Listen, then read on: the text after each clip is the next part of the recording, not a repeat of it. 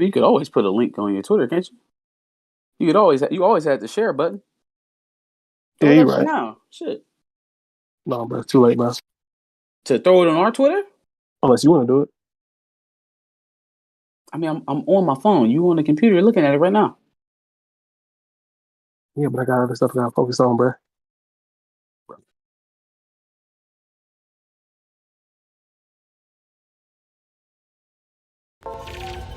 Motherfucking ass, nigga.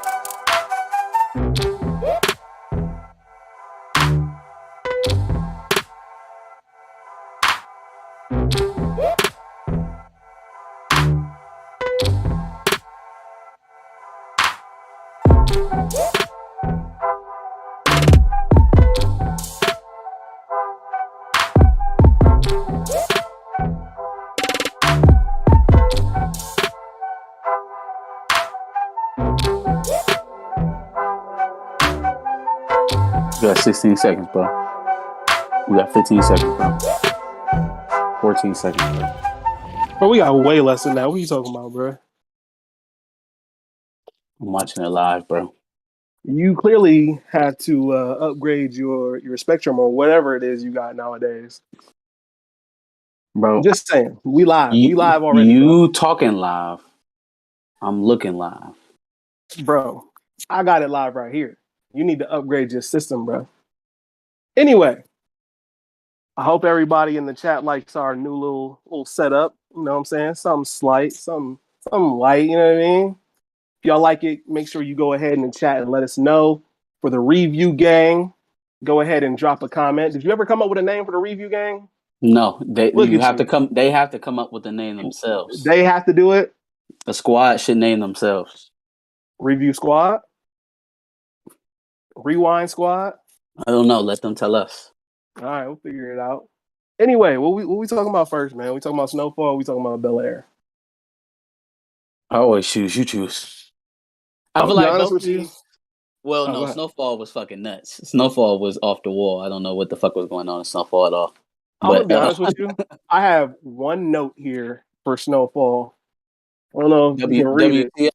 Yeah, WTF. Absolutely. Absolutely. I could have called that one. I don't know what was going on, so I'm gonna do things a little different with the Snowfall episode. If we're starting with that, yes, let's do it. I'm going to sit here and let you explain what happened in the episode because I don't know. I don't know. Okay. Yeah. You could have threw me that one in pre-production. Nope. Explain to me like a kindergartner what happened because I don't know. Okay, so all right, I got notes. I was about to say, where do we even start? So Franklin is about to come up on some money, but then Louis salty, so she not gonna entertain it because she's stubborn as hell and for no other reason. But then at the same time, while all that shit is going on, somebody up Franklin's ass and trying to shoot at everybody, trying to air them out. You actually have the spark notes. What happened?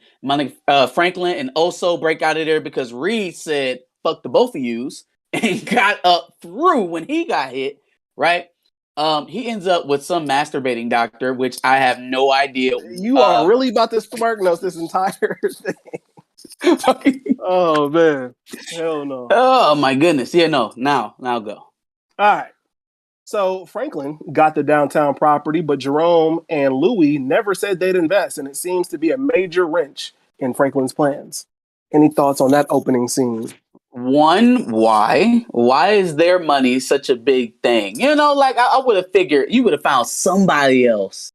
You know, Avi, Black Lee? Diamond and Lee, Well, I Black guess Lee said Diamond and no, old but girl. You know what I'm saying? Well, maybe she ain't got it all like that.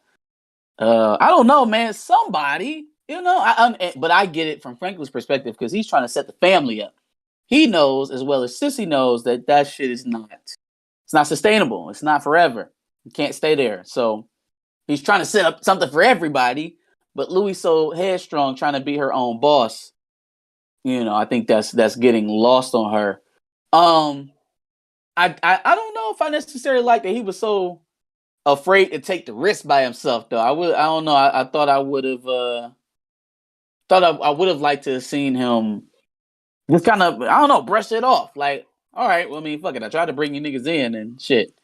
Like, it seemed like the extra responsibility of betting all the money, which, I mean, will make you, you know, make you clench a little harder when it's all your bread and not a group effort. But for sure, this your plan, bro. This your joint. You know what I'm saying? yeah. And that And is for what him to be Veronique so is there for. upset, yeah, no, that's a fact. That's a fact. Shout out to Veronique. I'm Team Veronique. Are you? Yeah, because I'm different. Okay, well, we're gonna talk about Like Veronique a little later. Yikes. We're gonna talk about Veronique here in just a second. Bro wants Sissy to bug Franklin, but if she does that, she puts Franklin at risk. All she wants is Teddy. So Sissy saw how Alton went for Teddy while also betraying Franklin, and she clearly doesn't want the same thing to happen with her. She wants to get Teddy and leave Franklin the hell alone so that he doesn't get, locked up. Yeah, but in a way, it's still what Alton was trying to do. Like, maybe there are slight nuances in the approach, but roundabout, you're doing the same shit. You're putting yourself in between him and Reed, which is ultimately where Alton went wrong. The Contras gotta chill. They got, if that's who they gotta relax, fam. You have to chill the fuck out because see now you're not. It doesn't sound like you're just asking for information for Reed. You didn't ask me for his routes. You didn't ask me for where he's staying. You didn't ask me for where he's stashing is. You didn't ask me for any of this information. You just want me to put a recording device in some indiscriminate area where it can pick up not only Reed but all of my son's incriminating evidence as well. No, bro, no. You. And if there was one stark difference between her and Alton, there would be that, in the fact that Alton pretty much confirmed that his son was the pusher man, while Sissy is like, well, no, you told me you was gonna help me get him, so help me get him, and chill out on the rest of that shit, because that's my son. Yeah, but I mean, will she feel differently by the end of the night? Who knows? Yeah, who knows? Peaches called in sick during the drop. You got that shit. You got that shit, bro. And they teased it. Later on in the episode.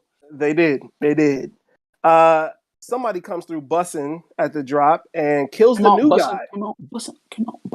Yikes, you can't sing that song anymore. Anyway, kills the new guy and hits Teddy. Teddy dips out with the coke in the trunk without Oso, and Franklin ends up saving Oso with the money in his trunk. Hey man, Franklin, this is your end, man. This is your opportunity.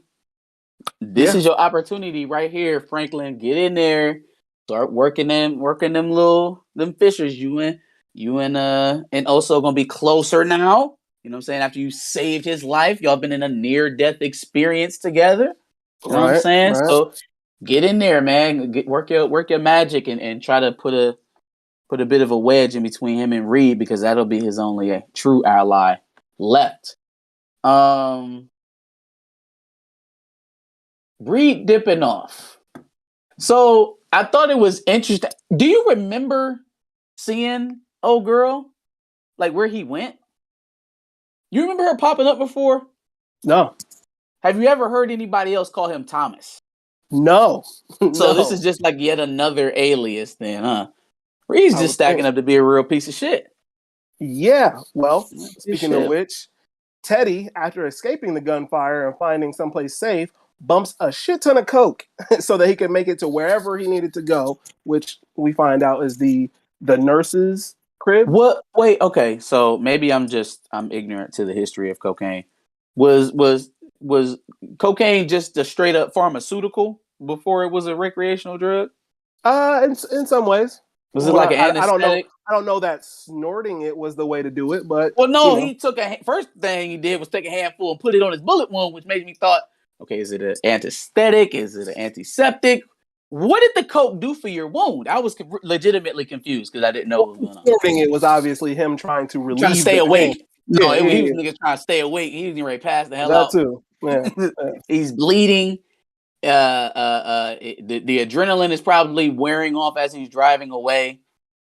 Yeah, I gotta stay awake. I gotta get that bump in me. Oh my god, let's go. You know what I mean? Yeah. So, yeah. Sissy is begging Louis and Jerome to get out while they still can and invest with Franklin because their empire will eventually crumble. Franklin is also paging both Louis and Jerome. Turns out, just like with the drop, somebody's shooting up Louis and Jerome's powwow. Yeah, so by now we know it's a coordinated event, and my mind is spinning as to who. Because we took a time jump in between these seasons, right?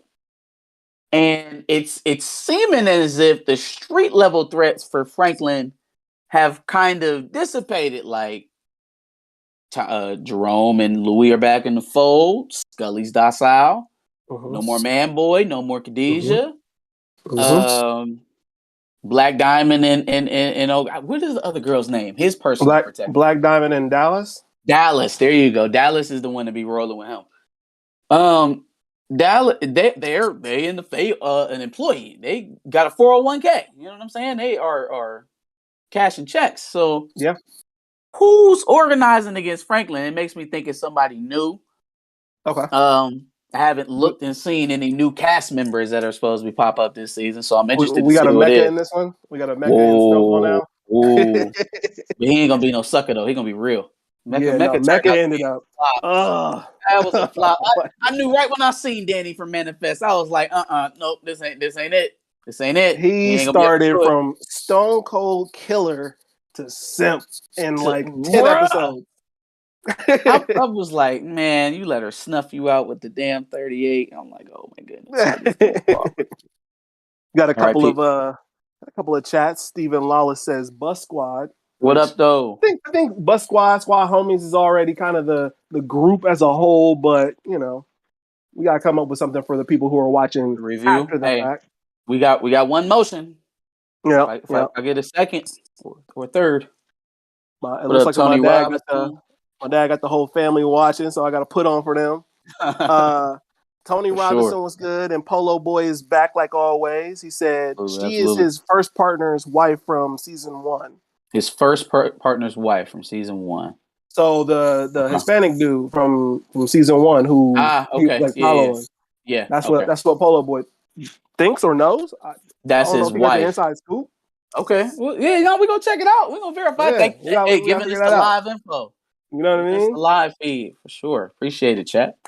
All right, so question time. Why did Veronique offer to take Louis and Jerome's guns? She had to know she'd go down for it. So obviously there's something there. No, she's a real one, and she knew she could afford the charges, and Louis and Jerome couldn't. She's a rider. Get off Veronique's back. I'm just asking the questions here. You know what I'm saying? Question time. I just want to make sure. Hashtag Veronique. Hashtag Veronique is the feds. Anyway. No, she not. No, she not. Okay. All right. Louis asked the cop to speak with Buckley conveniently before she has to give up the guns that are in her bag. Yeah. So also within that though, Veronique put on the waterworks, right, and stopped the cop from just pulling her off and taking the bag in the first place. So she deserves an Academy Award for that. Smart. But smart and book smart. Okay. Y'all over here talking about her nose and her eyes and her forehead and stuff. Never mind. I'm not gonna go there. I'm not gonna go there. She's a lovely young lady. I'll go there. How about that? She's wife material, the Saint. But okay. Saint has made some questionable decisions in the past. I'll say that. We're not gonna start this debate again. We're not gonna start this debate again. We're not gonna do it. All right. Okay, so yeah.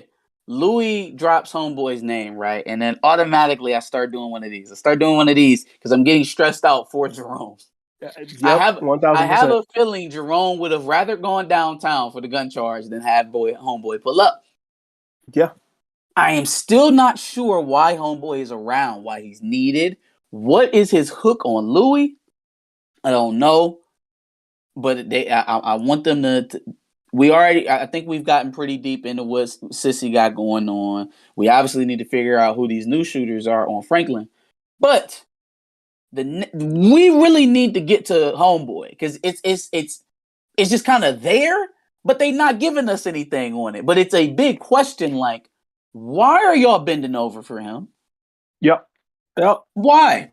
Why are we giving this guy so much room? Because again, we talked about this on the prior episodes. Like the relationship between a crime family or a boss and a police officer is not such that the police officer runs the boss.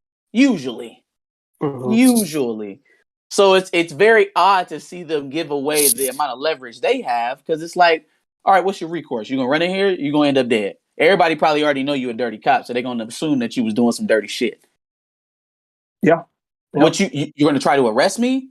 Cool. Then we have a nice conversation about your and my working relationship. What leverage does he have over them that we can see right now? There's nothing. It ain't. So that's what I want to see pop out next for sure. It's good that you mentioned that because obviously, besides this episode and all the questions that this episode have just kind of prompted all at once, there's been questions that have been needed to be answered. Mainly, who the hell is Buckley? Mainly, who the hell is Veronique? Mainly, what the hell is going on with the dynamic? Who the hell is Veronique? We know who Veronique is. We don't know who she is, bro. We don't know wifey. her motives. Okay, all right. But what's going on with the family's dynamic? Right? Obviously, there's just been escalated tension out of nowhere. Like, why? Yep. What's going on with Teddy? There's several questions that even before this episode popped up, we still need answers for. Yeah. Okay. So Teddy shows up to the random nurse's house unannounced on the floor, bleeding. She calls him Thomas, like you mentioned, and asks for $250,000 to help him. Hey, she is which is nuts. She is shiesty. That is crazy. Apparently, her name is Parissa. She makes an HIV joke and mentions Peaches. Possibly. No, she didn't more than mention likely. Peaches. She didn't mention him, but that was definitely a tease for Peaches. Summer cold. Yeah, nigga, ain't enough dander in the air. And then literally threw a shit ton of salt in his wound while she goes to steal surgical supplies. Salt I understand because she's cauterizing it. She's gonna stop the bleeding. The coke I just didn't. Maybe that had the same effect. Maybe he was trying to do the same thing with coke. I don't know how coke works. Like salt. Yeah, I don't that's know. what I was about to say. Like I don't know the ins and outs. But I've never seen anything grimier than somebody about to take their last breath and you shaking them down for 250 large. That's a new level of grimy. So now I'm asking the question, who and how did this relationship start? I guess it's his former partner, but so his former partner is a foreign surgeon turned nurse. His former partner's wife. Maybe. I don't know. Okay. Yeah, I mean, she got a lot of skills is what I'm saying. So it seems like maybe he should have been working with her. Maybe he had the wrong person in the relationship because homeboy's no longer here. He's no longer with us. So facts. Maybe he should have been up with her. But no, odd lady, very strange lady. Not the last strange person that we'll see in this episode. I don't know what they was getting at here. They've kept things pretty, I don't want to say historical, but at least like accurate to the time. Yeah. Yep. Not that this is, blatantly out of the realm time wise, but it's just like why does this play a role? I don't know. Let's see it flesh out. Let's see what happens. It was just kind of shocking to see the turn of this episode. I think that's how we came up with the WTF moment. I was like, okay. Leon meets up with Avi for those rocket launchers and asks for a return for pistols and shotguns instead. Hey, I'm about to smack the shit out of Leon. I'm about to smack which is nuts. That in and of itself is nuts. You called in an international favor and then said, "No, you know what? No, fam. It's not even. Let me get the 22." It's that Avi was trying to talk some sense to you while you was in the warehouse, and you was like, "Nigga, do it look like I need a lesson?" And then pulled up and was like, "No, I don't need that shit no more." we got to scrap, bro. Shoot me the ones right now, right now. It ain't no telling what he had to do to get that shit into the country. I'm like, oh no, you gonna take this shit. You gonna take these motherfucking launchers. Now, what you do after that, I don't give a fuck. But these going home with you, nigga. I mean, he could just sell them. He could just turn right around and sell them to somebody who would need them. Hey, Lee, grab them bitches, dig a hole, bury them until you need them. You know what I mean? Like, or find a place to store them. Don't put them bitches in your house. I can just see it now. Whole projects explodes. Well, considering what happens in about a few years from this, he might need them. The LA riots. Yikes. Anyway, but then he also got shot at as well. So obviously whoever is shooting at Louis and Jerome and Franklin is also shooting at Leon. Yeah, man, they got everything. They got everybody's schedule. They got everybody's drops. So it makes me feel like it's somebody who's inside. So they're already questioning Peaches. They're already questioning Black Diamond in Dallas. But I just don't feel like so especially with Black Diamond in Dallas, like I feel like they so comfortable. Like they literally went from hustling to eat to having like a job to where they can go drop their kids off in the morning at school. Like I do not see them hustling backwards like that. I don't see that. Peaches is dying. So I don't know what motivation he would have to fuck over Franklin at this late stage in his life. If he even knows. I was going to say it could be that somebody got yoked up by whoever the new person is and now is being, who knows, tortured for information on them, which it probably wouldn't be Peaches because, like you said, he's dying anyway. But well, okay, so how many 911 texts would Peaches need to pull up? So that does lead some credence to your first thought about him maybe getting grabbed. I don't know. I don't see him flipping. I would agree. But who knows? Who knows what the situation is at this point? But it is also interesting to note that if it was just Louis and Jerome and then Franklin, that kind of makes sense.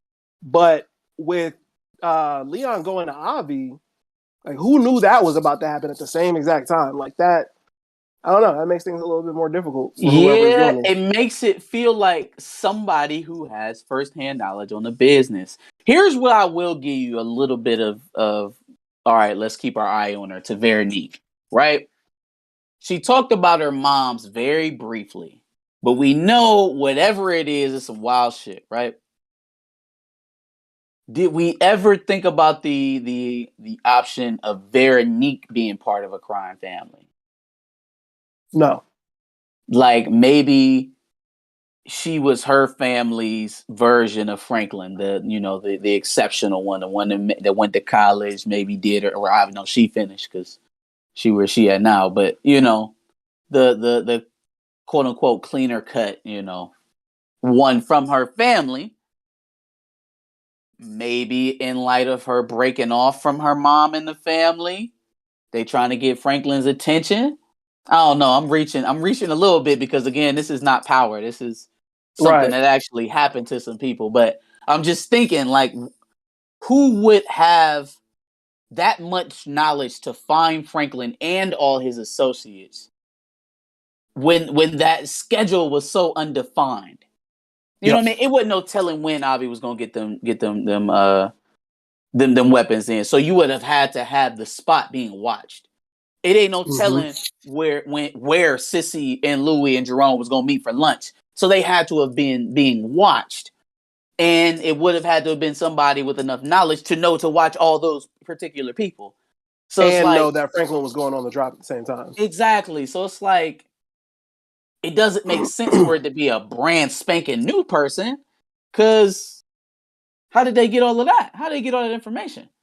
There's literally, like, I can't think of a way that Franklin goes on a drop and then Leon, who I would think hadn't talked to anybody else about going to Avi, is where he is. Like, at least with Franklin and then Louis and Jerome, you can coordinate that. I don't think you can coordinate Leon and Avi, that situation. Well, I don't know how you would know that. Yeah, I don't know either, man. I don't know either. It's a lot. And then also, what was the aim? What was the goal? Just to kill everybody and take the money? Okay, boom. We got some coke. We got some money. We got $3 million in cash. About to start up. All right. Brick's gone. Or it could be somebody looking to wipe out whoever's supplying LA. Their competition. I'm saying though, the brick's gone. How you gonna re-up? Your plug was the CIA. You killed him. You think he's just about to show up? Well, hey, actually now I'm working my way through this. It would have to be somebody who has a connect outside of already. CIA, yeah. But then again, now we talking about a brand new player. And how the hell did they get all that information on Franklin? I don't know. It has to be somebody that's already here, that's either coordinating with the other side or leading them. It has to be, because a new player wouldn't have had all that information, even just sitting back and surveying. Yeah. Takes an insider. I don't know, man. It's mind-boggling already. And we haven't even gotten into the crazy shit yet. Yeah. Right. We still in the normal craziness. Jerome actively wants smoke with Buckley after he tried to get him to thank him properly. Like, bro, get out of here. What's up with you? Where do you have all this arrogance from? I can tell you what, man. It is only one time. Well, I guess 2 times.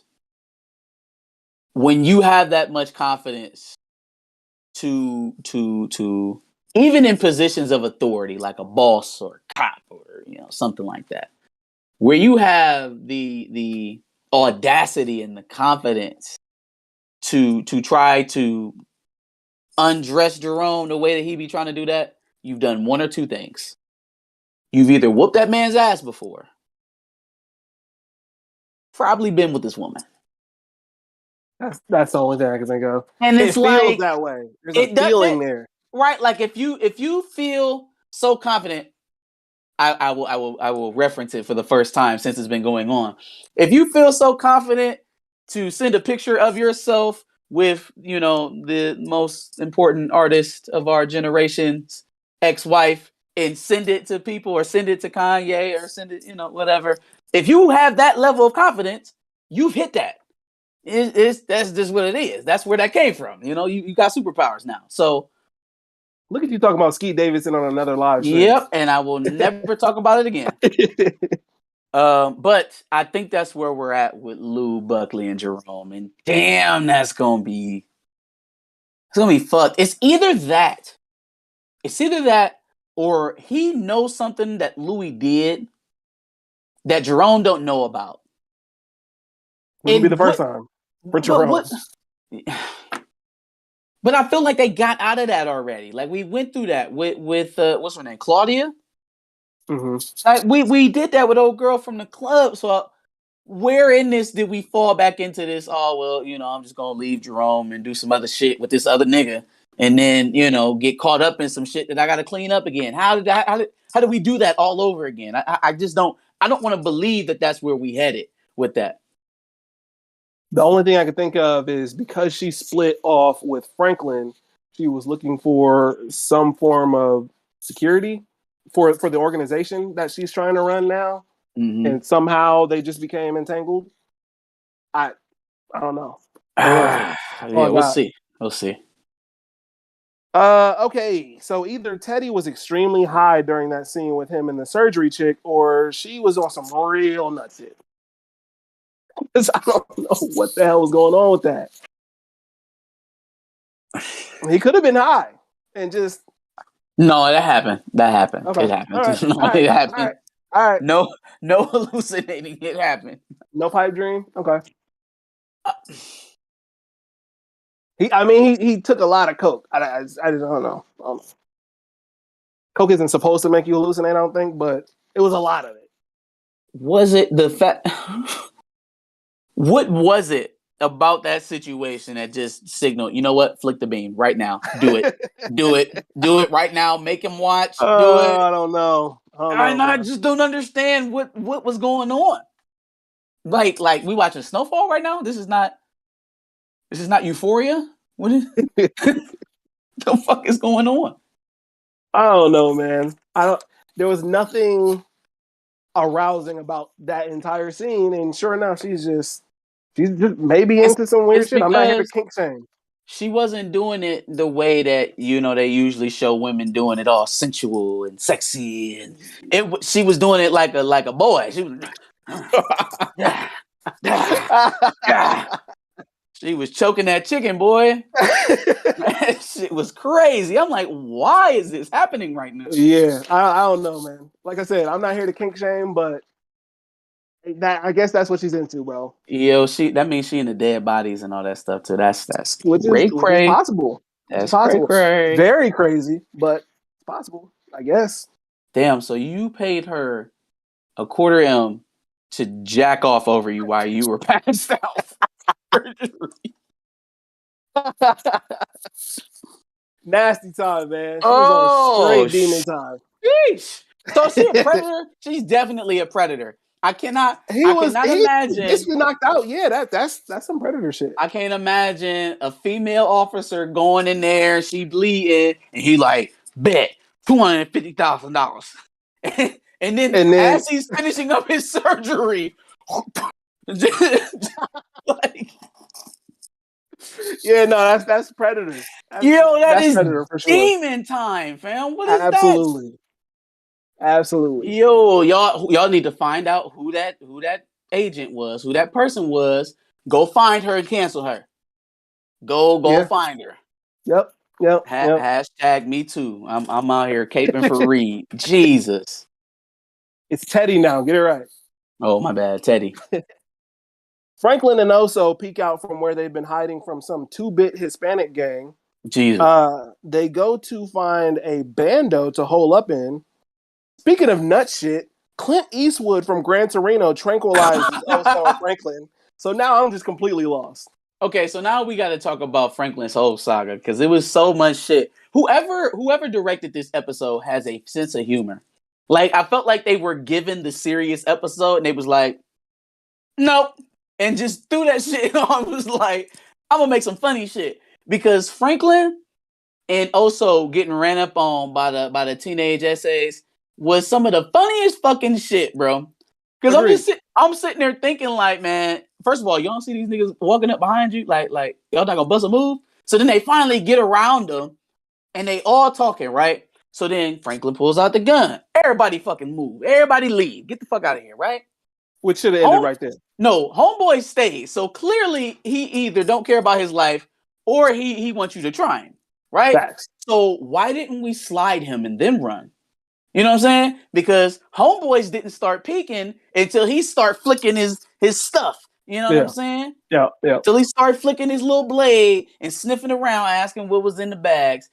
Homeboys at the store wouldn't even know why. It was like, oh, that's them young boys. Let them do what they got to do. Wasn't even worried about him. Y'all should have slid him, or better yet, come with me. I got $1,000 for you to walk up the street and shut up. Yeah, that makes sense. That makes sense. Hey, easy, bro. Just come with me. All your homeboys left, they scared. Just come with me. We gonna pay you. Yeah. Better the 1,000 at that time, which is probably a shit ton of money. Better the 1,000 than the 3 million you have in the duffel bags. Like, bro, all right. Just come here. Come on. Shut up, nigga. You wanna get paid? Damn. Oh, chill. Look, I got a stack for you. Just come up the street with me, bro. Here, look, bro. Take the gun. Take the gun. Come with me. That simple. Take the gun. Come with me. Ain't nothing in that goddamn gun. Here, you got it. Come with me. I'm gonna pay you 1,000. That's easy money. Yeah. Instead of run, looking like Tom and Jerry running up the damn street. This shit was comical, fam. This shit was hilarious. Matter of fact, make it 5 so that he can go back to his hood and be the man, so he can break bread with everybody. It's still better than the 3 million you have, and now you got to run away with your life. Run away. Running away through a Hispanic neighborhood, running from some MS-13s with 3 million cash on your back. Yeah. Yep. Dog, that's some dire straight right there, boy. That is some stressful situations. Facts. The freaky nurse finds all of the coke in Teddy's trunk. Any thoughts on what she's going to do with that? Get high than giraffe vagina. For sure. She is about to get laid. Do you see how excited she got? She did. Hella excited. I see the twinkle in the junkie's eye when I see it. I know it. It was like, oh my God. Thank you, Teddy. So the family figure they're looking for Black Diamond, Dallas, and Peaches, like we said before. They're the only ones who had the opportunity, possible motive, and who aren't currently there with them at the moment. Facts. Yeah, man. I hate to say it, but if I had to choose between the two groups, I'd probably say Peaches is on death's door. If he's had a doctor's appointment in the last 3 to 6 months, he knows he up out of here. So he ain't got time for these bullshit games. If he went to go see the doctor, because do we know if Peaches has anybody to take care of? No, we don't know shit about Peaches. We don't know nothing about him. Like, do he got a mom, a kid, a wife? Because with his impending doom looming, maybe he's trying to solidify their futures by betraying Franklin. That'd be tough to do. I mean, I just feel like he'd be better off staying with Franklin for that. You know what I mean? Yeah. I don't know, man. I don't know. I don't see it either one of them. But then I can't. It has to. It's an inside job. This all feels like an inside job. Everything that we've seen so far about this attack lets us know that it's somebody that's close. Well, Peaches has been loyal from jump, damn near. Yeah. Black Diamond and Dallas are fucking mercenaries.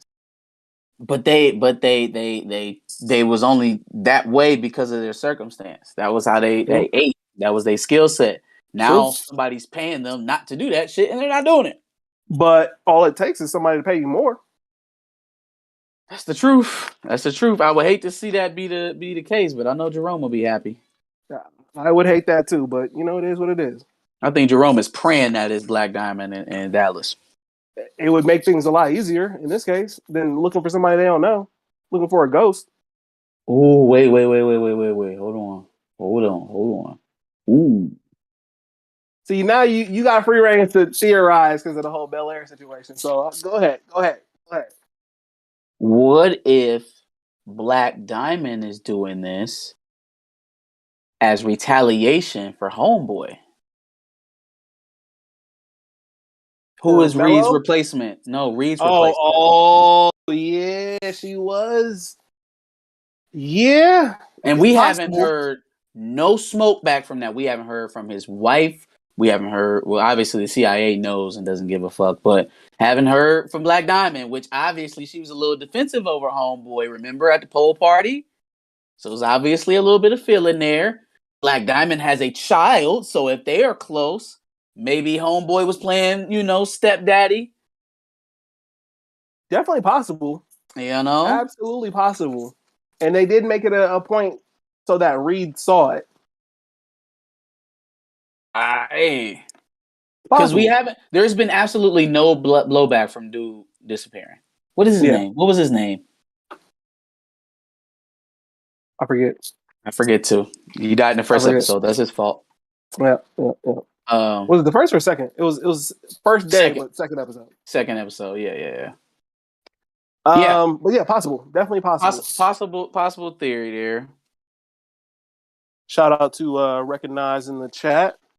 What up, though? Let's wrap up this last scene. So, Homeboy got tigers in his cage. So now it seems Clint Eastwood is actually Joe Exotic.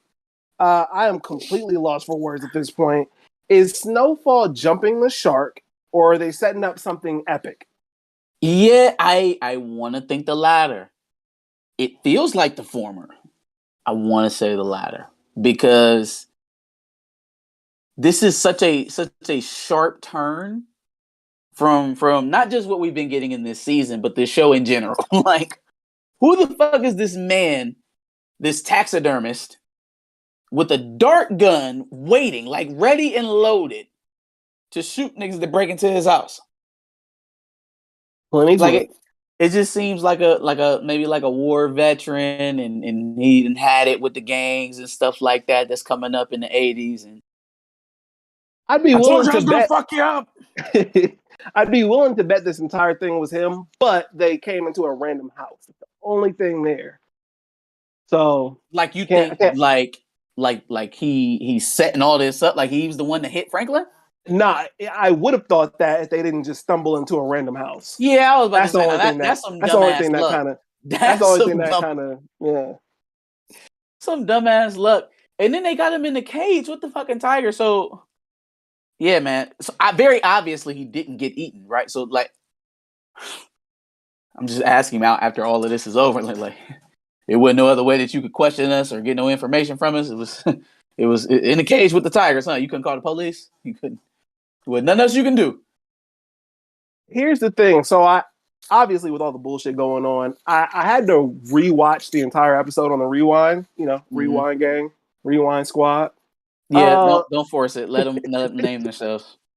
They're not gonna do it, bro. They're watching us anyway. So I had to watch it again, and I realized that Franklin was talking in his sleep as he woke up to the tiger, and he was saying something along the lines of like, "I've always loved you," or some shit, something like that.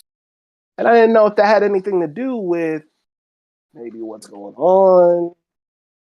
Maybe somebody from his past that might be. You think Mel pulled up with the hitters? I didn't say. I'm just saying.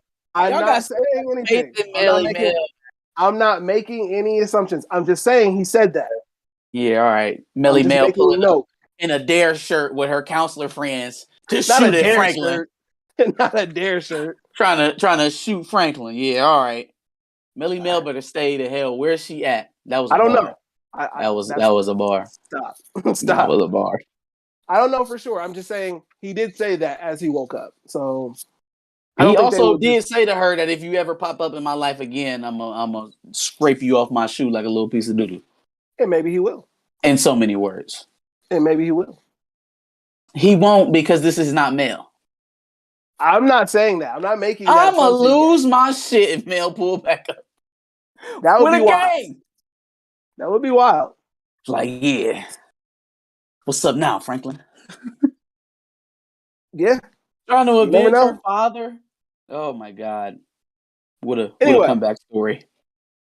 I just wanted to ask another question. So, do you think that people should hedge their expectations on shows like Snowfall and Power until late in the season? Like, it seems like a lot of people are not really feeling Power, Force, and Snowfall as of right now.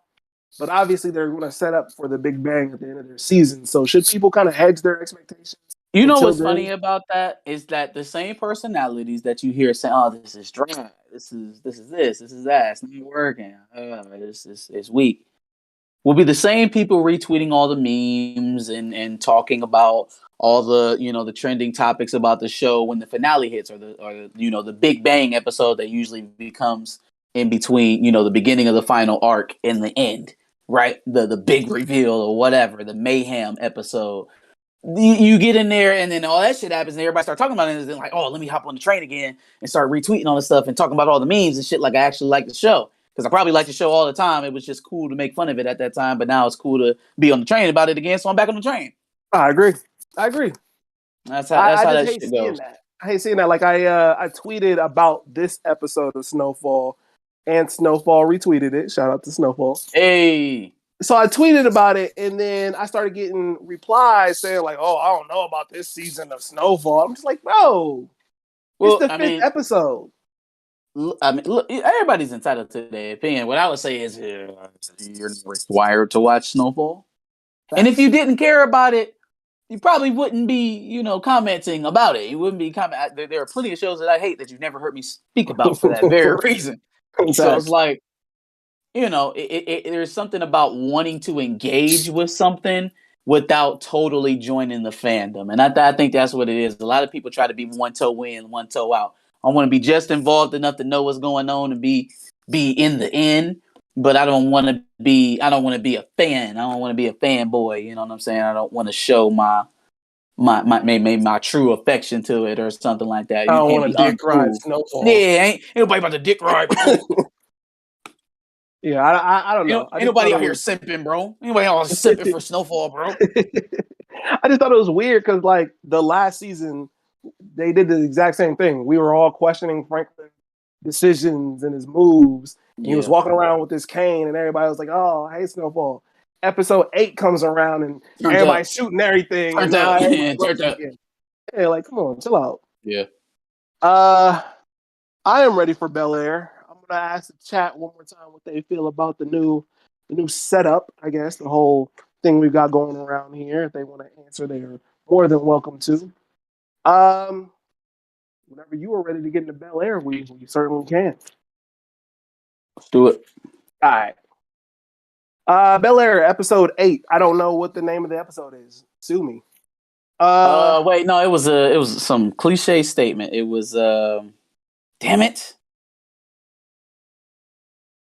I mean, I could probably pull it up, but I'm not going to do it. I'll think about it. It was a very cliche statement, and I can't. I'm gonna think about it.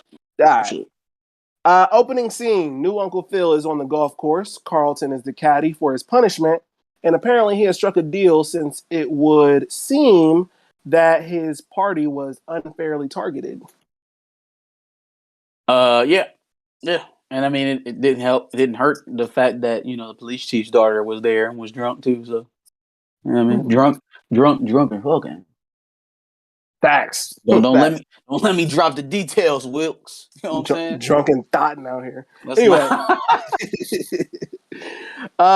Will's mom is flowing in as a present to Will for his 17th birthday. Vy's encounter with Viv was more awkward, I would say, than when Viv had to play nice with white stepmom. Yeah, agree. More friction, more awkwardness, more things to reveal. Yeah. Yep. Kylo pulled up on his 360 deal investment Hillary to see if she's working on another Thirsty Chef video after the last one did 3 million views. We need some of that. Yeah, for sure. However, Hillary, after telling her parents it was a one-off video, needs to prep them for the fact that there's a remix edition coming. Well, you're going to have to pop top if you want to get them 3 million views, bro. No. Live on chat, you're going to have to pop top. Well, anyway, it looks like we're not going to get 3 million views. No, man. Okay, where to start? We started out with Kylo, right? Yeah. Real predatorish. Real like aggressive. Real aggressive. I don't think this influencer house is quite suiting Hillary the way that she thought it was. But yeah, man, bro is real thirsty, and it seems that he's only interested in one type of content from Hillary. So we'll talk about it later on in the episode, but I'm definitely glad that somebody got their sentence back. For sure.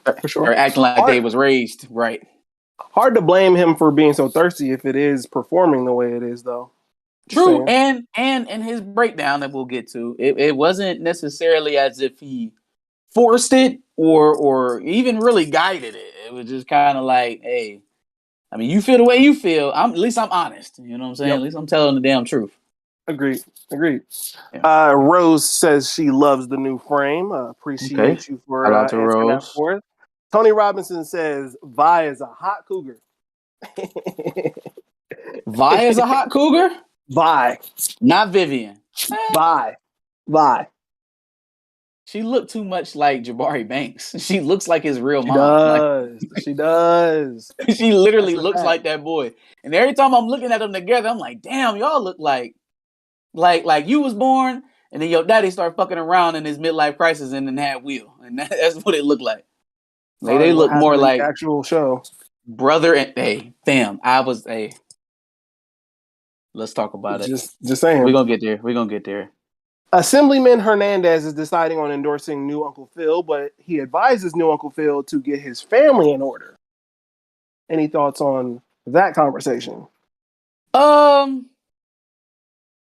So I need them to tell me exactly what the fuck is Uncle Phil got going on. Because we're finding out more and more that, like, not only is he wealthy, not only is he well connected, but he seems oddly in tune with the street life. Like, he seems oddly plugged into what's going on out there. You know what I mean? For a person that's running for a senator. I still don't understand what Geoffrey's total purpose is, so waiting on a background story for Geoffrey. We need a whole prequel show at this point. For sure. They could do it too, because I want it already. I want a Geoffrey backstory as a series, for sure. Matter of fact, don't even give us the story. Just give us the little bit we need for this Will father story arc, and that's it. The rest I want on the series. New Peacock series coming right after Bel Air. If y'all do it, y'all pay me. Don't be stingy like Versus. Are we about to set up a Bel Air universe, just like a Power universe? A Power universe? Hey, I'm down. Shit, fuck it. All right, yes, cool. yes, we are. All right.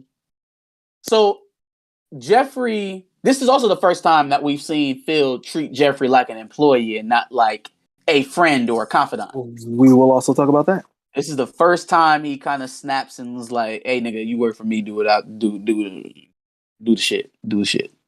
Yes, absolutely. What did he mean though by make sure that Lou can't get to Will? Is it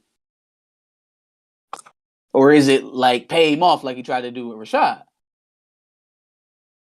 Well, Geoffrey ended up doing both things to Rashad. So who knows? So he like work the whole process. You know what I'm saying? Do your levels, see what it'll take, and if it don't come to a number that we like, you know what you got to do. Yep. That might be what it is. Put him in the LA Lake. Yikes. Tony Robinson, I just wanted to let you know that he said Viv is a hot cougar as well. Okay, yeah, no, Viv too. Yeah, for sure. All right. Vi is thinking about telling Will about his father. Apparently, what she has to say will cause Will to hate them, according to Viv. Notice the big on language here. Notice what she said. Will hate us. That I'm going to tell him about his dad and everything. Right? So there were little tidbits of this everything that we got. And I believe that we got most of it by the end of the episode. There's still something that hasn't been revealed yet, though. Yep. Right? She wanted to tell him about Lou. And there is something else that's potentially there that could fall back on Aunt Viv. Because otherwise, why are you so pressed? Why are you so pressed? So obviously, you know which story path I'm rooting for. Also potential ways that this could go. It could be that, you know, Lou was such a drag on Viola's life when she was trying to take care of their dying mother that Phil stepped in and got homeboy put away. Maybe on some trumped up shit, because it don't really look like there is a line for Mr. Banks. That's there. There was also a note. I don't know. Do you think that Will could have been their mother's child? No, is that too big of a Nah. stretch? Well, because Nah. here's what I'm thinking. Let me take you into my brain for a second. So we know that their mother fell ill, but we don't know with what. We don't know, like was it cancer? Was it a mental disease? Was it,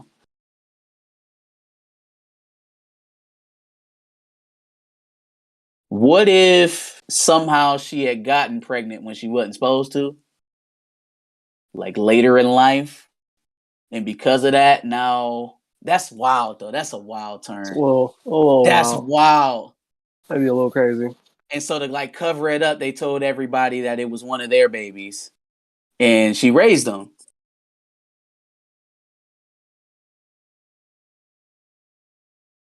It was like they were taking care of her mom, and then it happened, and they like, oh well, no, we can't tell everybody, so we got to cover it up.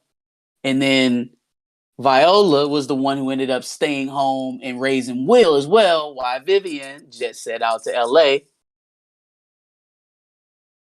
I'm stretching it. I'm Stretch Armstrong right now, but I'm trying to make some dots here.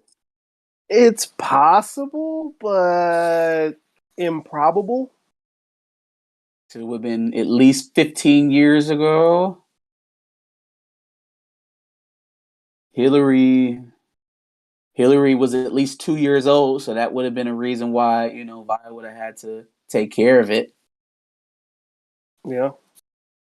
I don't know, man. I'm still rocking with my first theory, but we'll see. We'll see. Recognize says it's a stretch. Definitely a stretch. He says maybe he was hustling and they ratted. Which is possible. I mean, according to what they say about him. Them putting Will's father in jail is definitely a route for sure, because that would explain why Vivian is in tune to this and she don't really want Will to know. Uncle Phil too, because he's another piece of this too. He's not very keen on Will finding out what happened, and he keeps saying it's because he doesn't want Will's life disrupted. But you almost get the feeling that it's something else underneath that. You get the feeling like he's telling himself that, he's almost trying to convince himself that that's the reason why he's trying to keep Will from finding out. So maybe he had something to do with that as well. Could be. A little bit of a stretch though. Yeah, I ain't trying to stretch too far. We're gonna see. All right. Will is once again making a promise to Lisa that he will speak to Carlton now that Carlton is freezing her out after finding out about them at the party. Yeah, damn, bro. But even after that, you still didn't go talk to him? So y'all just been walking. Just been walking around the house not saying anything. Like, bro, just talk to Carlton. Like, literally before she said that, as they talking about what they're gonna do and going to meet his mom and da, I'm like, Will, go talk to Carlton before you do anything else. For you parade this woman out, introducing her as your girlfriend. Talk to your cousin. It don't got to be nothing more than like a 5-minute conversation. Like, look, man, I know it's awkward, but we need to talk about this because we live together and we family. Just get it out the way. I really like this girl. But you just gonna... he was committed. He was gonna put his head down and do whatever and never say nothing. Clearly. Sheesh. Vi meets with the rest of the family and they start to reminisce about Grandma Molly. Or was it Grandma Molly or Millie? I don't know. Something like that. That's when Vi takes the opportunity to turn left and accuse Viv of not helping, starting all this drama. Hey, out of nowhere. I guess this was just this Vi's episode to be salty because she was just salty about everything. Here's why I'm still hanging on to that theory, right? There's something between Vivian and Vi. It's almost like a jealousy. But if you listen to Vi and how much she loved Will, you would think that she's already had everything that she wanted, right? Because she has Will. Because, she explains a little bit later that, there was some other things that she loved and pursued earlier on in life that she had to get out of. But you would think at this point that your greatest achievement, the thing that you're most proud of, is now flourishing and doing great. You think that would cause more joy. But it seems like every time Vivian's influence on Will is highlighted, it rubs Vi a certain way. Yeah. Yep. And I think that's rooted in something more than what got fleshed out in this. Obviously, homeboy Lou, there was some intersection there. That was probably more than likely a triangle. I think that was all but confirmed. Right? Like, she didn't come out downright and say it, but they leaned heavily into that narrative that there was some sort of triangle going on there, and that Vivian tried to warn Vi that homeboy wasn't it. So there's still a piece that we haven't gotten fleshed out at the end of this episode. And that's what we're hanging on to for sure. I agree. Hillary, who just added the words body positive content creator to her bio, is now trying to get her parents on board with the Thirsty Chef brand. But new Uncle Phil has his campaign to think about. Aunt Viv asks if these videos really actually reflect who she is. You ever see somebody try to convince themselves talking to you? Like watching it on their face? Yes. Like, they say something and they get distressed over it because they hear it in their brain and it's like, oh, that was stupid. Then they try to do a lot of it. Pausing, hesitations, and get frantic. All of this start turning up and shit. Yeah, like, bro. Yep. You poor thing. you just must be in knots inside. Yeah. Trying to convince yourself through convincing me that what you doing is okay. No, there's no way that you can cut this that makes this morally right, Hillary. And this is not what you went out of this house to go do. Yep. Don't come back to me with Victoria's Secret and bra videos talking about you making good business decisions. That's blouse boy. Stop it. Stop. I liked her mom's approach, actually. Didn't go back and forth with Hillary. I'm not about to yell at you.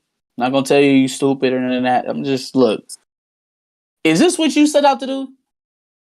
Like, is this you taking off your clothes to get views? Is that what it is? Is that what we doing? Flat out. And then leave. And then walk out. Make her think about it. She's smart enough. Yeah. She'll come to that conclusion because y'all raised her. She wasn't raised to do anything for attention or for money. So let her have it. Let her wear it. For sure. If it don't suit her, she'll take it off. Well, not literally. Hopefully not. I was going to say, yikes.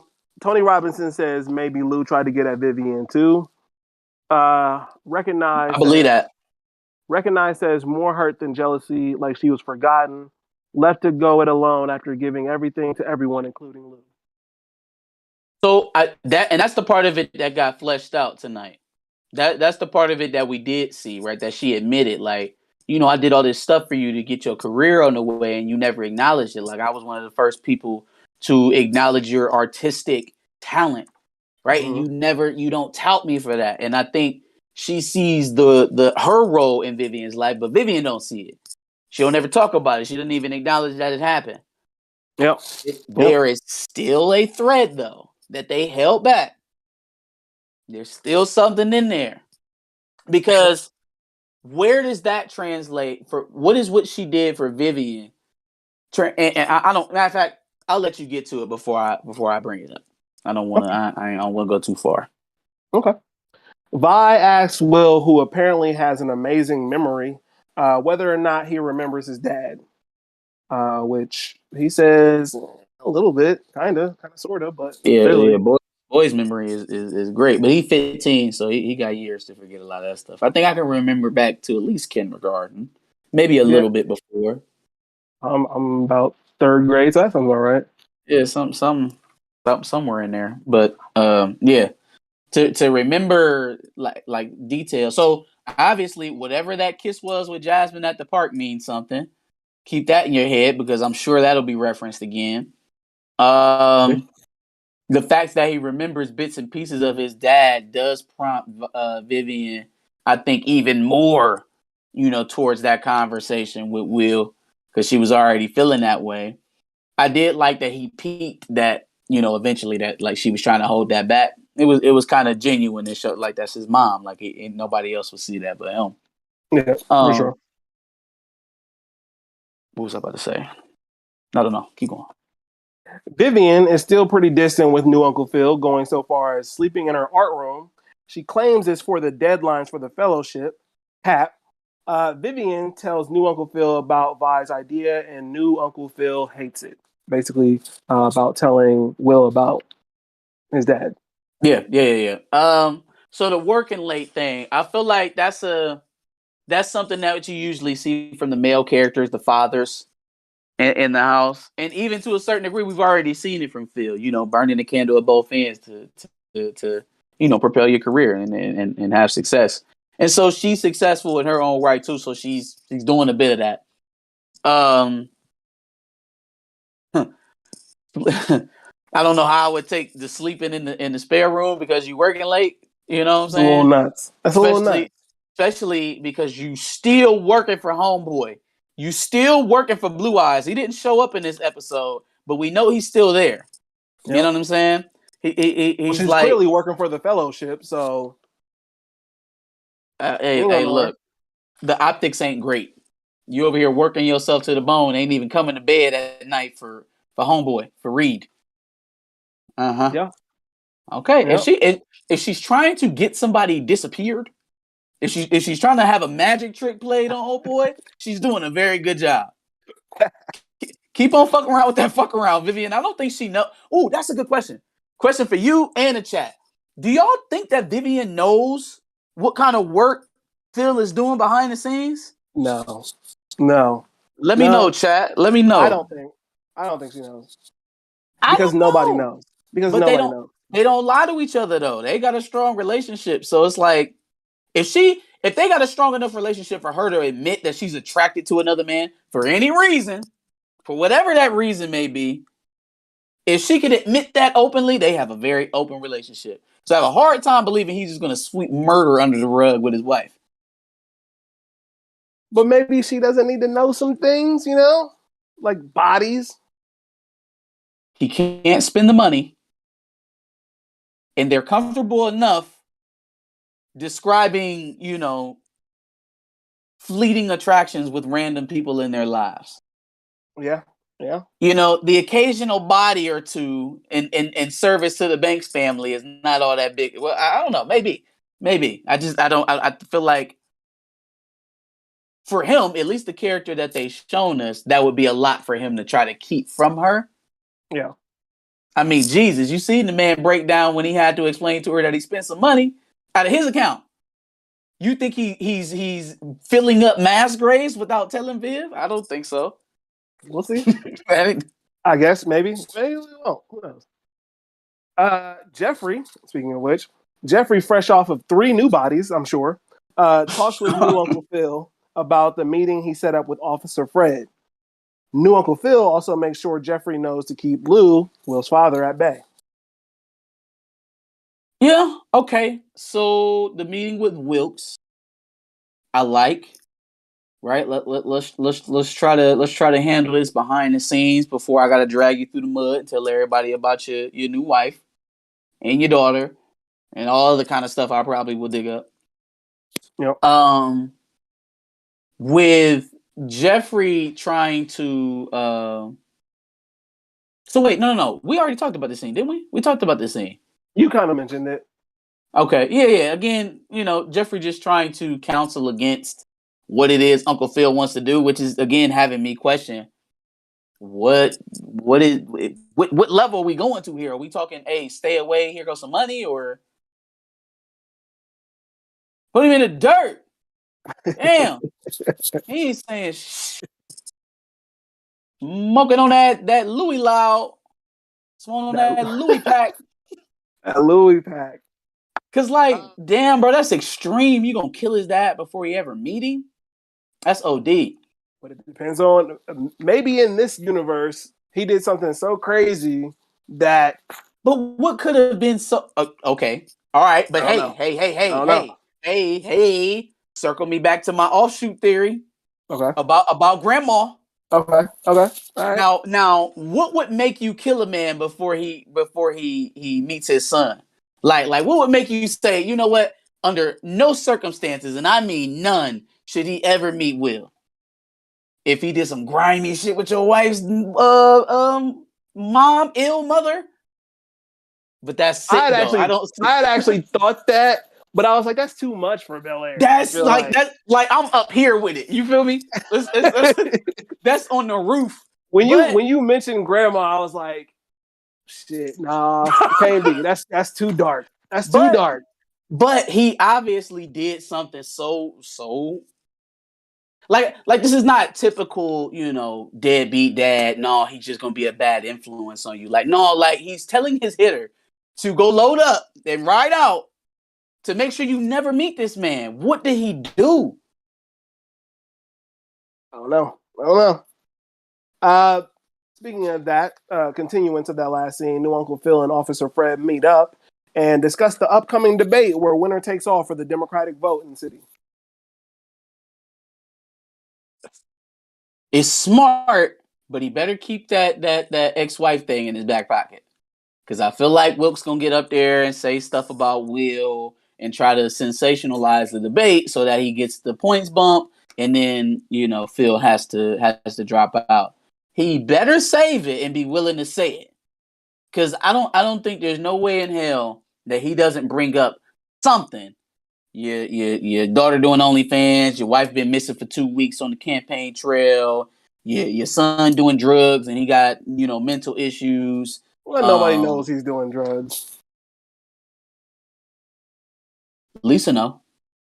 Okay. So you don't think he knows? So then that's kind of tough.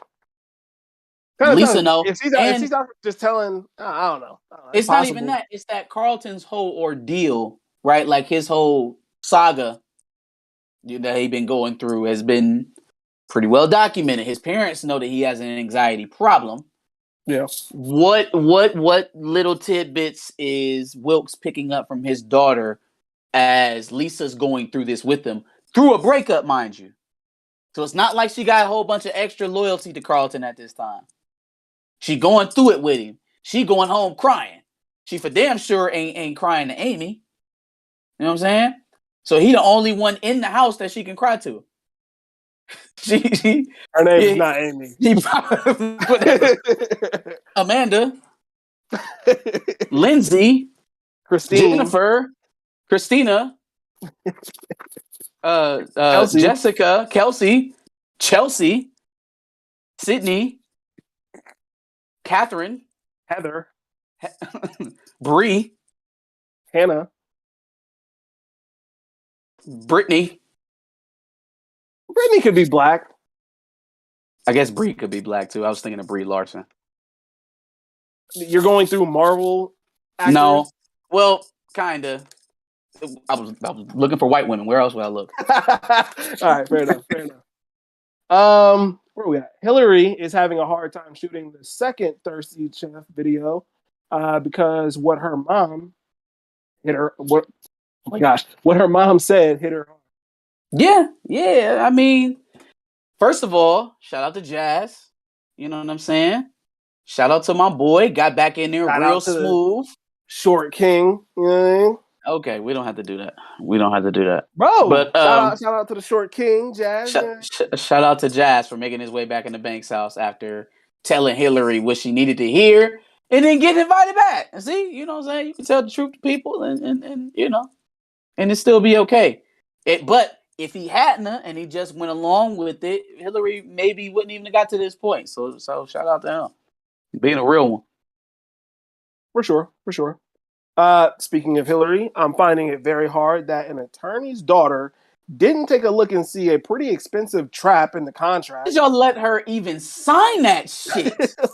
A $50,000 buyout? How did y'all let her sign that shit? They're going to blame it on the fact that he was so busy with the campaign that he just either overlooked it or... No, that's facts, because I said that a couple episodes ago, that he was so distracted that all his kids out here running wild. But still, she didn't think to have it triple checked, quadruple checked. Bam! The dinner before she moved into the house, she had those cameras set up. Kylo owns all her content. And Oh, Carlton was on there gabbing on the damn cameras. yikes! It's about to fucking go down, and Uncle Phil don't even know. Oh, it's over. It's over. It's over. It's over. It's over. Damn. Oh my god, yo, it's over. It's over. He about to get hit with it, and he's not even prepared. Sheesh. He's not even prepared. That's why he was sitting there smiling like, this one debate, huh? Bet, motherfucker. We'll see. We'll see. Oh, it's about to go so bad. Yep. Oh, this is about to go bad, yo. This is about to be bad. It's about to be terrible. I was wondering how she was going to pay that $50K. That might be involved in it somehow. Well, no, he already owns it. Yeah. He told her, like, I own all your content. So that. But if she doesn't pay the $50K, boom, upload. Right. Basically, he's gonna go through all of that shit and find whatever he can use, and he'll probably just sell it to Wilkes. And then Geoffrey's gonna have to kill bro. Kill Kylo. Yeah, bro. Just saying, we already know he's Geoffrey off Kylo. This season has gone completely into the stratosphere. It's gone more than left. If Geoffrey kills Kylo, it'll make this into that Snowfall realm for me. Like you. He got to drag him in, too. Like, he can't just kill him off screen. He got to drag his lifeless body in and drop him to the floor. Facts. Deed is done, boss. For someone not wanting to bring up Lou, Vivian sure did bring up Lou with the quickness at the lunch. I thought that was weird. Like, she just brought him up, like, almost immediately. Oh, man, fam. Hey. I don't know. I don't know what's going on with them. Again, Vi salty at Vivian for taking them to a nice restaurant, or the fact that Will's been there before. It's just like, okay, I got you. Right? You want to be acknowledged. You want to get your just due for what you did for Vivian. What does that have to do with Will, though? What does that have to do with Will and what's going on in his life and his birthday? For sure. You know what I mean? It feels like a rivalry to me. It feels like something that's kind of always been there and been a constant in their relationship. Yep. So I don't know.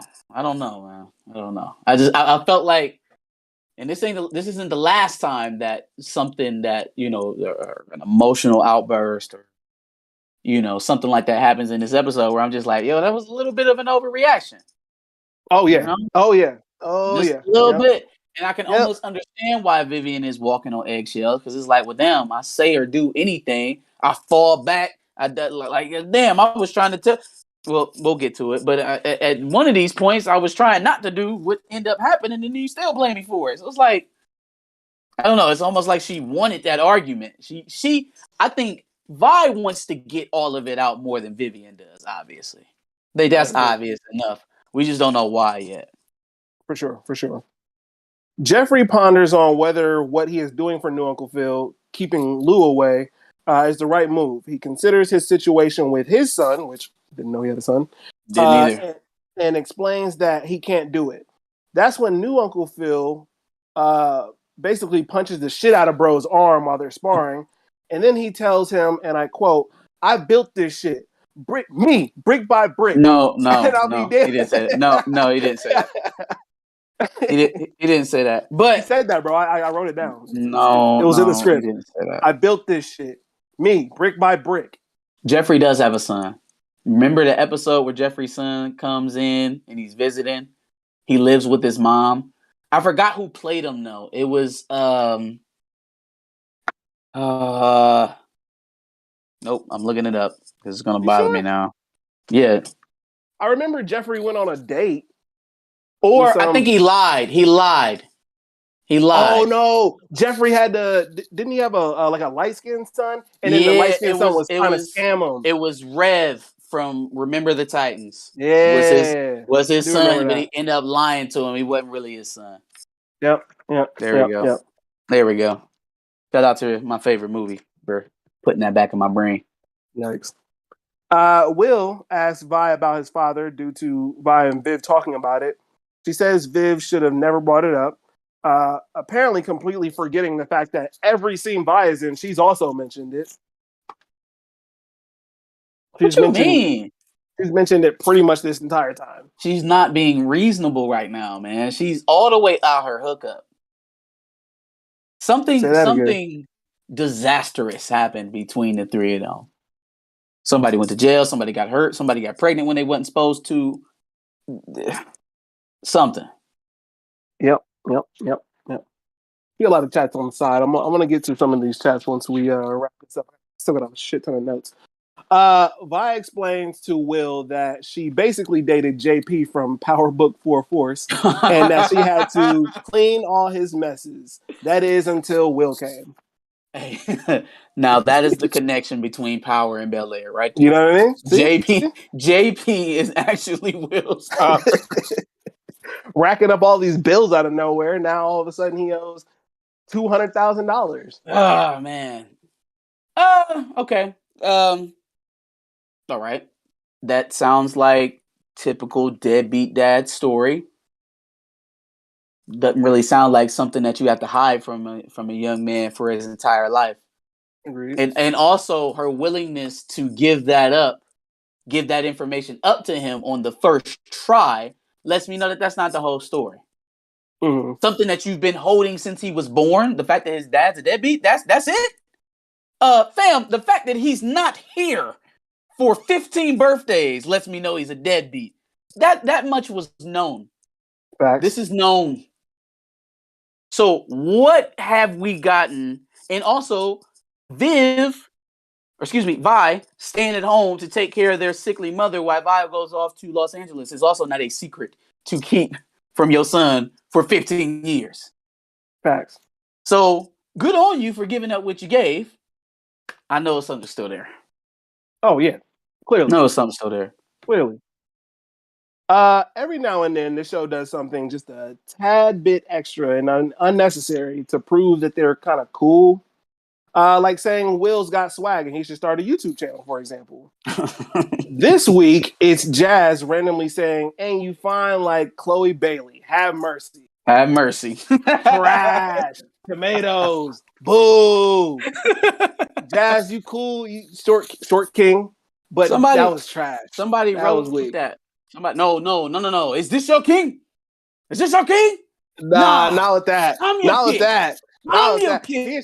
He's short king. No, you can't be. You're over 6 feet. Or are you 6 foot exactly? Yeah. No, you're not. No. Well, I haven't been short king. It. But Jazz is short king, but nah, fam. Nah, go ahead, fam. man. Go off. I'm just throwing that out there. All right, that was trash. Shout out to all the short kings. All right. So also during that conversation, Hillary also lets him know that the amount owed to Kylo is $50K, and she's also staying at a hotel, which has to be expensive.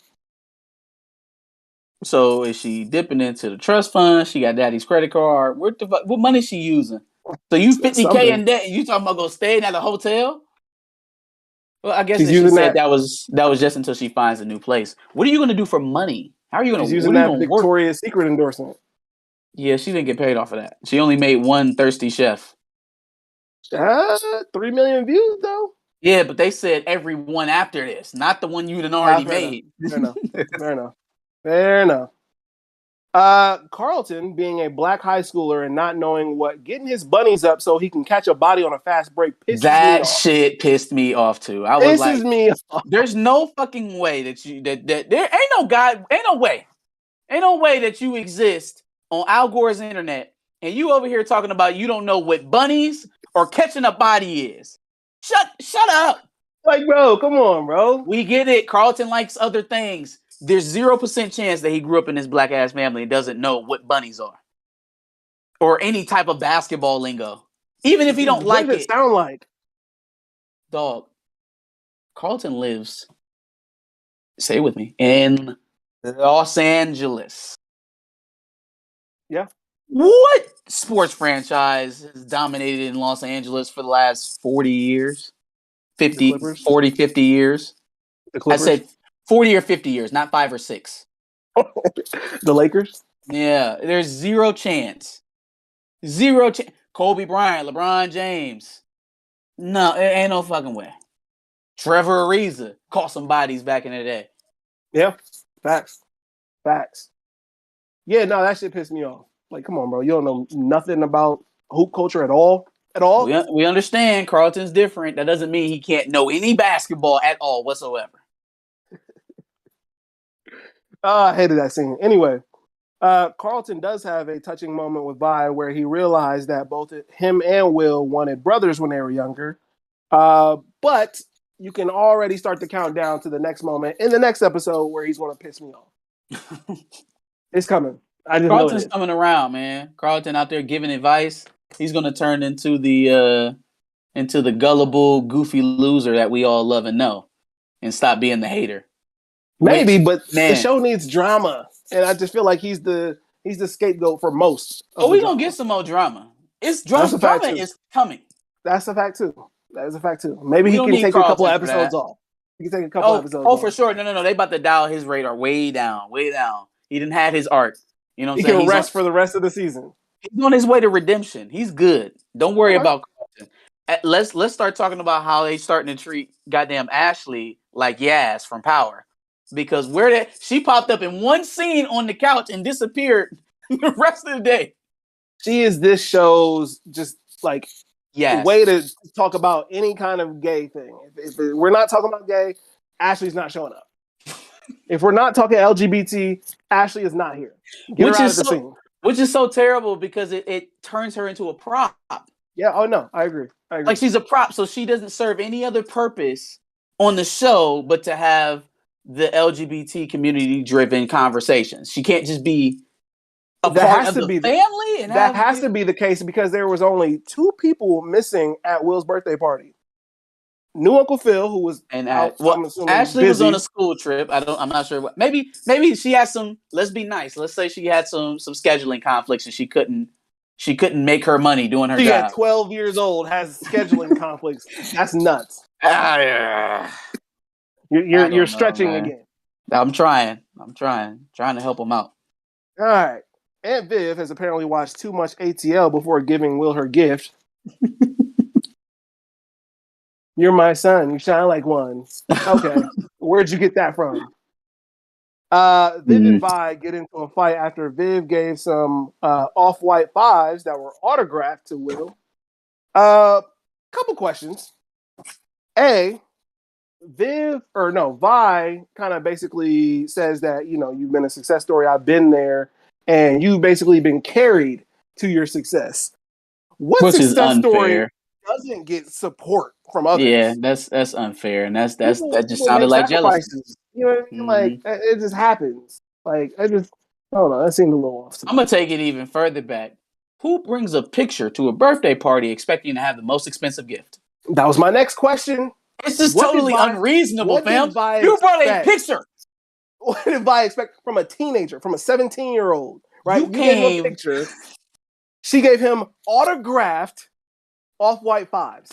Fam. The birthday party is in an LA compound. You brought a picture.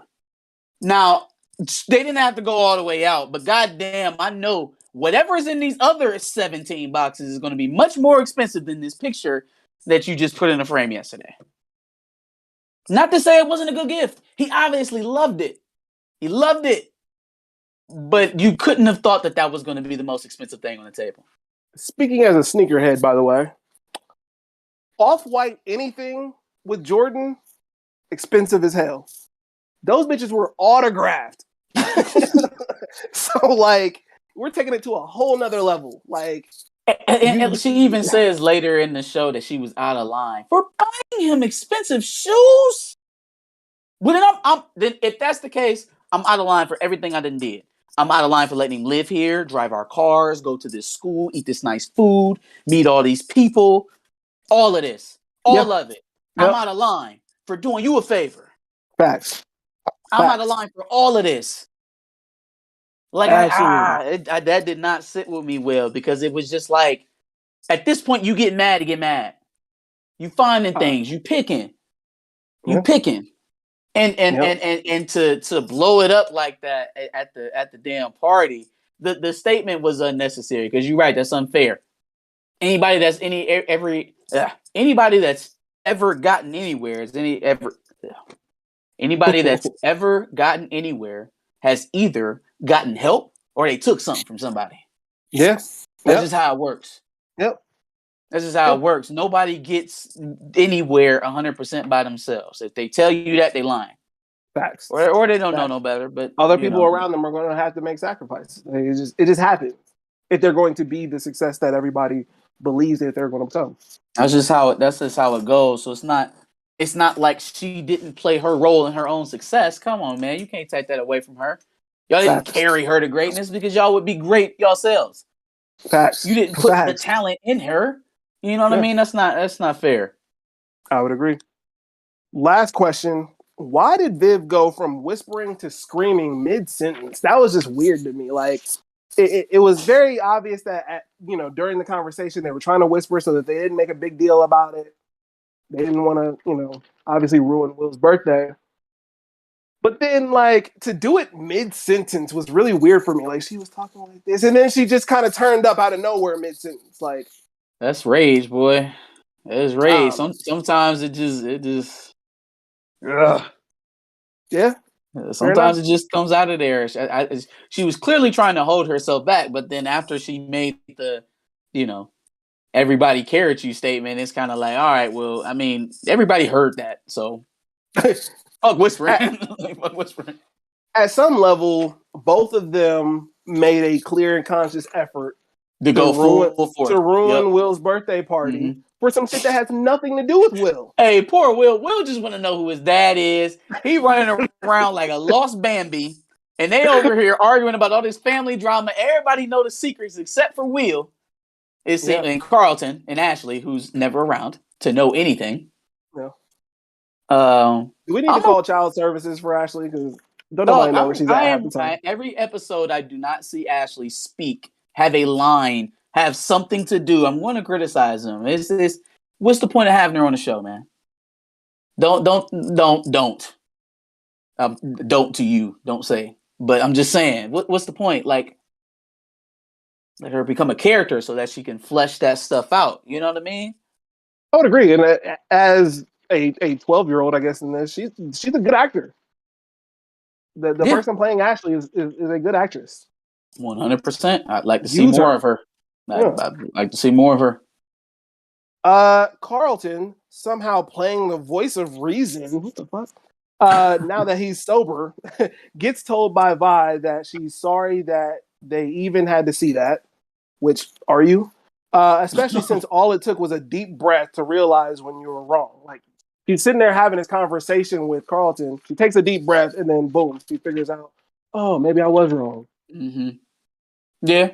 Shout out to Carlton, man. I told you, he on Redemption Road. Yeah, him playing the voice of reason out of nowhere was nuts.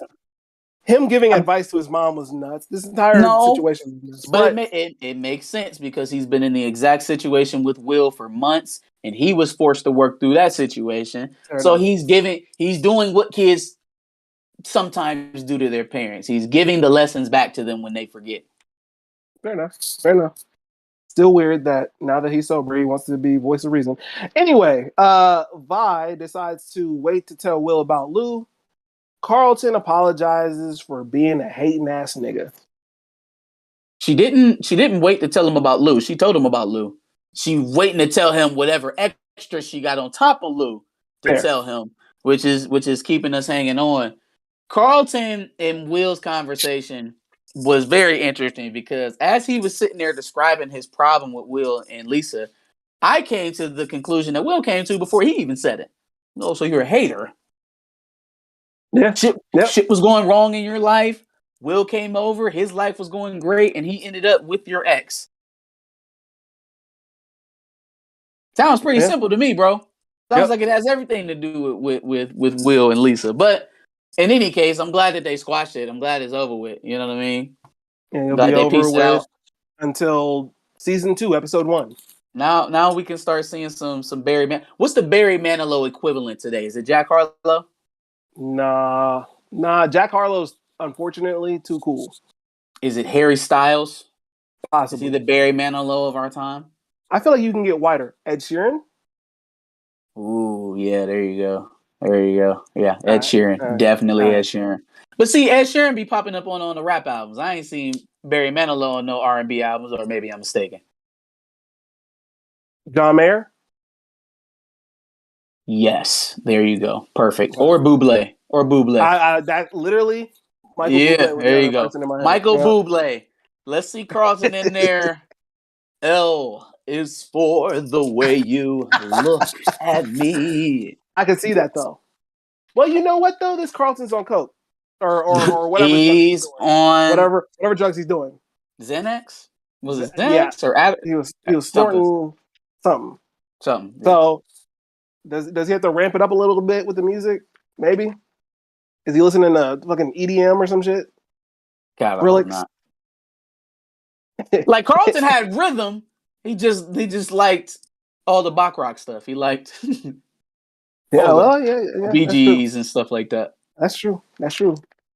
Geoffrey, who is clearly going to put in his 2-week notice, gets a favor asked of him than Will. Will wants to know where his father went after he left him and his mom. He's about to tell Uncle Phil to kick rocks, and now all of a sudden, the man that Uncle Phil once dead, Will comes in there and asks for a personal favor to find him. So now he's in between a rock and a place. God damn it, Geoffrey. Yep. Only if Uncle Phil didn't say verbatim, "I built this shit, me, brick by brick." That didn't happen. Although I am interested to see the turn, though. That's a little shocking from Uncle Phil. Yep.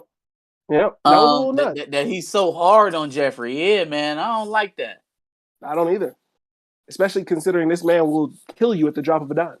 Because that's what he does. He would definitely make you disappear if you push too hard. You know? That's why he asked. That's why he got up out of there. He was like, "Hey, look, the next time I might not have the hand pads. He might put his hands on me. I might have to do Mr. Banks in. I don't want to have to do that. So let me get up out of here." That's a fact. That is a fact. All right, let's get to this chat. Let's see what up, chat. Let's see. Tony Robinson says Hillary should realize that her fans will get tired of the skimpy outfits and want to see some skin. Yeah, I think she finally did. I think she realized what the trajectory of her career was if she stuck with Kylo in that house. So yeah, my thing is that I do not think this is a one season thing. So if we're going to get another season of this, and we've already seen some of these character arcs, where do we go next with Hillary? What's going to be in her next struggle? Is it, relationship with Jazz? Same thing with Carlton. Is it going to be, what is it going to be beyond the stress? Is it the drugs now? You know what I'm saying? The stress introduced them to the drugs. The stress goes away, but do the drugs go away? So I'm interested to see what the second arcs are going to be here at the end of the season that are getting set up. Because I definitely see this getting greenlit for a season 2. So it already got. I think when they started the season, they already had 2 seasons ordered. Really? Oh, bet. So then that makes me even more knowing that it's confirmed for sure. Yep. Let's see. Tony Robinson also says, I think Vivian is using Reed to get that excitement back when she was younger. Yeah, she absolutely is. And that acknowledges an attraction, which is crazy that she's still allowed to work with this man. It's crazy. It's nuts. Yeah. Like that's some kind of some type of frame, Uncle Phil, because nigga. Okay. Facts. Recognize says the content that Kylo owns is only house content. So only content that was shot in the house. So the stuff from the dinner, maybe not so much. Okay. All right. All I know is that it's on them cameras. So if Hillary still has all that equipment, then fine. But I have a feeling that since it was a dinner for the influencers, that they came in there and set up them cameras. Maybe I'm wrong. It could have been Hillary that set them all up. But I know that information is still on them cameras. That's going to come back to bite them at some point. Fair enough. Black Calderon says that Connor's going to snitch. Connor did technically already snitch. He's the one that called the cops onto the party. But he doesn't know anything about Will. He doesn't know why Will is there. Yeah. Fair enough. I would be completely done with Carlton if he told Connor why Will was here. Yeah. I agree. Tony Robinson says, I feel Vi is jealous. I feel Vi feels Viv got to really live her life and do what she wanted, while she had to put her life on the back burner taking care of their mom. Yeah, she admitted Agreed. that. Yeah, I Yeah, was she saying. admitted that. Pretty clear cut. That got fleshed out this episode for sure. Yeah. And I can identify with that. That's real. You know, if you sacrifice part of your youth or your dreams for your younger sibling to prosper, and then to hear them talk about how they got themselves here and how they did this for themselves and how they did You would that, feel away. you would feel away. So I can identify with that. It is still though, we're still waiting on the last piece of the puzzle. There's still a connection in between Vivian, Lou, Vi, Will, and Uncle Phil that needs to be fleshed out. So, how many episodes of the season we still got? Two? Two? This is 8. Okay. Yeah. Okay. So 2 more episodes. Something got to hit the fan. Plus, we got to figure out what we're going to do after Bel Air. After that, no. Moon Knight? Moon Knight is on. Something else is coming out in March. Do y'all watch Mayans? I like Mayans, but they 3 seasons in. No, we'd have to. Yeah, nah, bro. Mayans Atlanta's coming out too, but I don't want to review. I'm gonna be honest with you. I'm gonna be honest with everybody in the chat right now too. I don't want to review Atlanta after seeing fucking Teddy Perkins. That shit was so that I don't even know if I can break that. Do you not watch Atlanta? Maybe I haven't seen. It was the episode where basically Donald Glover was Michael Jackson, for lack of a better term. Lakeith Stanfield goes and buys a piano from I'm gonna have to watch all this shit again, bro. Anyway, Recognize says, what if Viv paid him to leave? Referring to Will's dad, I would assume. And Vivian knows. I'm sorry. He said, what if Viv paid him to leave? Yeah. Okay. And Vi knows. Yep. Like later she found out. Oh, that could work. Yeah, that could work. That could work. Which would hurt Will. She was probably had an entanglement with Lou either prior to Vi or after. Realized he wasn't shit. Tried to go tell her when she wouldn't listen. Her and Phil paid him off. Absolutely nuts that you used the word entanglement, and we're talking about a Will Smith show. Just throwing that out there. You like that? Yeah. I know Jada loved it. Tony Robinson says Lisa's dad head is shinier than the candy paint on a vet, which is facts. Which is facts. That's hilarious. Hey, Tony Robinson. I am going to keep track of the funniest comment in chat, and that is it so far. You gonna write it down? Yep. Tony Robinson also said that Ashley is getting treated like a guest star, which is facts. Yeah, bro, it's crazy. It's like she's just like Yaz from Power. Yep. All right. And my dad says that Ice is a great series to review. I have never heard of Ice. Haven't seen it. Yeah, haven't seen it. So we'll have to see if we can do some homework on that. You know what? There's a show coming out on AMC, and I can't think of the name of it, but it's starring the dad from Lovecraft Country, the uncle that died in the first couple of episodes. I can't think of his name. He's married to a famous woman. Angela Bassett. He's married to Angela Bassett. Okay. No, Angela Bassett's husband, the actor. Okay, can't think of his name. I feel like if you showed me him or maybe got his name. Yeah, but Angela Bassett husband. Courtney B. Vance. Oh yeah. No, Courtney B. Vance. Yeah. Yeah. No, I know who you're talking about. He's got a series coming out on AMC. He's playing a lawyer. I think it's about a guy who got into some shit. I might have seen that. Didn't he play a lawyer in Law and Order? Sure. I mean, he's had a lot of roles. He's the regular, not the SVU, but like the regular Law and Order, I think. So the good one. No, SVU is the good one. Blouse Boy. SVU is like the best one. I watched SVU when I was like 13, fam. SVU is still the best one, bro. What are you talking about? Now, Oh, okay. granted, they're not on the same level as when they had Benson and Stabler and Ice-T. That was prime SVU, but They're not on that show anymore? Well, Ice-T, I think, is still on it, and I think Where the hell is Benson is Olivia? She's like running it now because the old white dude is gone. He retired. Gross. And so Ice-T I think is still on there though. I don't know. I don't watch it. I don't watch the new episodes. The most biased cop of them all, the one with the most history connected to the job she's actually doing, be the boss. Is she that biased? I feel like she's only biased. She's only biased when it comes to the kids. Insanely biased. Like when it comes to women and kids, over the top women and kids, she's like, oh my gosh, I gotta protect. I know you're a perp. You know how like always the first two suspects in SVU are always not it.